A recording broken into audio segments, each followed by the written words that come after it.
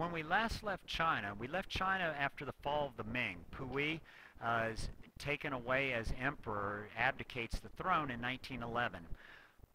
So, the question is, who's going to rule after 1911?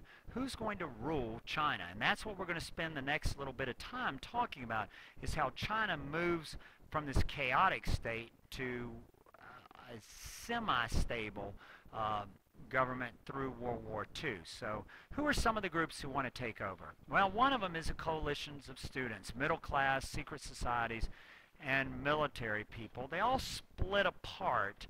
This coalition that had opposed the emperor all splits apart after the emperor disappears. First group we've got here at number 2, military commanders. These guys have the best chance to take over. Why? They've made alliances with each other and have ruled regions for decades. As the Ming was collapsing, some of these military commanders are starting to take over sections of China and emerge as powers. Another group that would like to take over are merchants, bankers. They live in the coastal areas, particularly in Shanghai and Canton, cities that have large business interests. So these guys would like to take over. They're a competing group. Another competing group, university students, intellectuals. They have great ideas, but how are they going to stack up against the military guys? Well, use a little logic. Great ideas versus guns. If you can put those two together, you've got quite a powerful force. But one by itself, not enough. There are also secret societies who would like to return Chinese to monarchies. And then there are foreign powers who would like to take advantage of this weakness in China, this division in China right now. And probably the biggest threat to them are the Japanese. Okay. Now, initially there is a momentary movement towards democracy. And this is what we call the May 4th movement.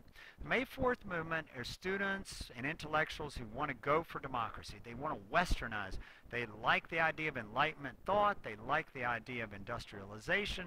They like open societies, freedom of the press, these kind of things. They favor it over Confucianism and Chinese tradition. They want to give rights to women. They want to come up with an easier way to read and write. And like Enlightenment, they want individualism. Remember, Confucianism emphasized the society. Remember, Confucianism emphasized the society. But now we've got these Western ideas in Enlightenment which emphasize the individual. How does it go, the May 4th movement? Well, you can guess.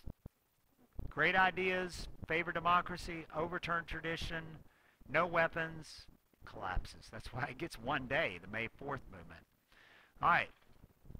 So another group who starts to rise up during this time is communism.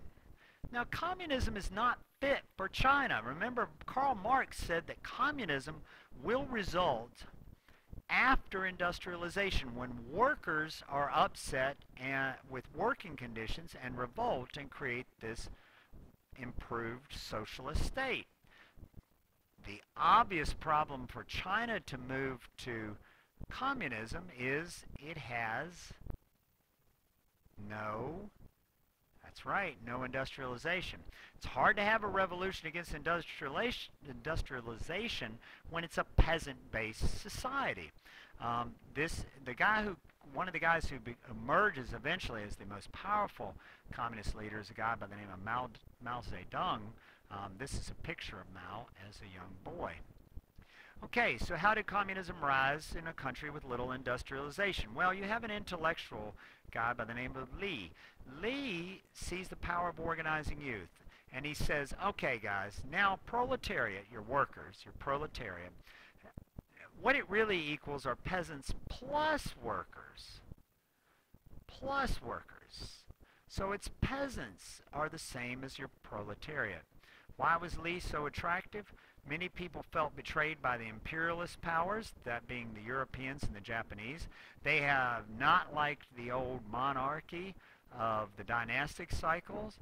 And there's also an anti-merchant, anti-commerce feeling. And that goes all the way back to Confucianism. You remember from last year, I'm sure you do, you remember from last year that Confucianism said that merchants are held in low status. Why? You know, because they don't really make anything or create any value. Instead, what they do is they simply live off of other people's work and just resell it. They want to reform. So in the summer of 1921, they meet and form the Chinese Communist Party. Okay. But if you know a little bit about Chinese history, you know, I'm sure you all do, you know that communism does not emerge in China until after World War II. So what does happen? Well, we've got this group called the Nationalist Party. And they've been sort of hanging on through the 1920s, but they do a couple of things that that will eventually allow them to lead. They do some good and some bad. First off, here number one, they'll build an army. And they also start making alliances with social groups. You got military backing, you got an alliance with social groups, you got a chance. Unfortunately, they're too focused on foreign policy issues and they forget to feed the people. And what this is going to do is it's going to leave an opening for the communists. If you're not feeding the peasants in China, you're leaving an opening for the communists, and they do. But they make a pact with the communists, use them to connect to the peasants, because the communists have the best connection to the peasants. So understand this Nationalist Party builds an army, good idea. Start making alliances with certain social groups, good idea. Bad idea, bad idea. Don't feed your people, don't feed your people. That's a bad idea. You got to get somebody who connects with the people, and those are the communists.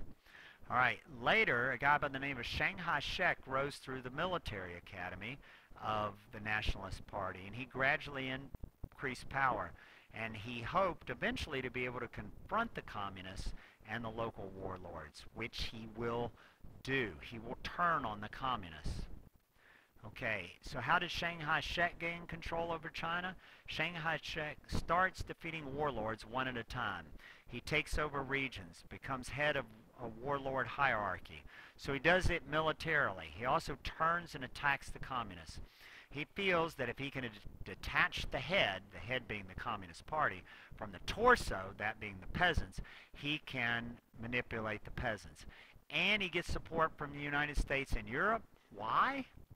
Why would we support a guy who's really not a very nice guy? Chiang Kai-shek is not a very nice guy. It's because he's not communist. Now you're going to notice this is a feeling for the United States and Western Europe pretty much throughout the 19th century until 1991 when Soviet Union collapses. Anybody who opposes communism, we support him. Okay, I'm going to take a break here and we'll come back and finish out the last few slides.